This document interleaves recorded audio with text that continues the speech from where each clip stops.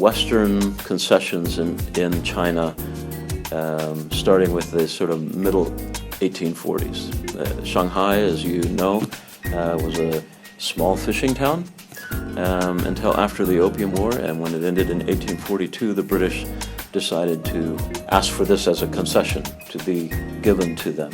And so these buildings that we see behind us that are quite famous now represent the British Empire and the French, and to some extent Germans and the Americans as well, as they came and built their empire here in Shanghai.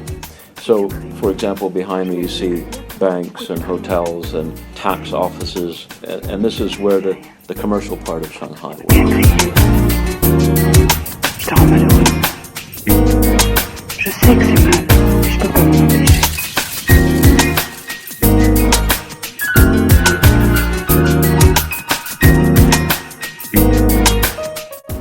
There's this contrast of China. On one side, of course, the side we live in Puxi, is the older side. You see the old buildings. And then you see the more modern side of it.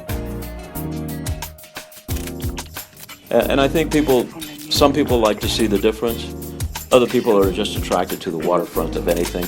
But Shanghai has done a very good job of making it a place where you can walk and look on both sides. And of course, there's light that makes it quite attractive as well.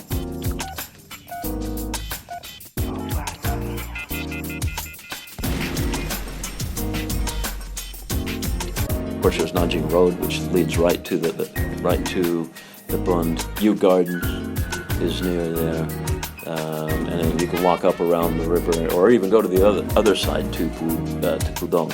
So the attraction, I think, is the Bund, and then after that, people start looking for other things as well.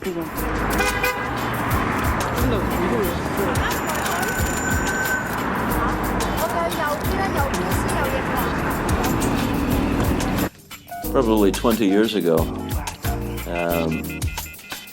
this part of Shanghai was just marshlands and low-lying buildings, and I guess we would say not much of anything interesting. Even the airport, the main airport was Hongqiao, right?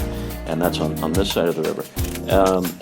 And really, again, behind me, moving the photo back, this was the only thing really to see, and of course that's changed a lot. Maybe the Bund will extend further, east, away from the Pearl Tower and further down the river. As I try to follow China, it seems that Shanghai will continue to be a dominant force in China. Perhaps the government of Shanghai and the national government would like Shanghai to equal or pass Hong Kong. So using that logic, I suppose it will continue to expand.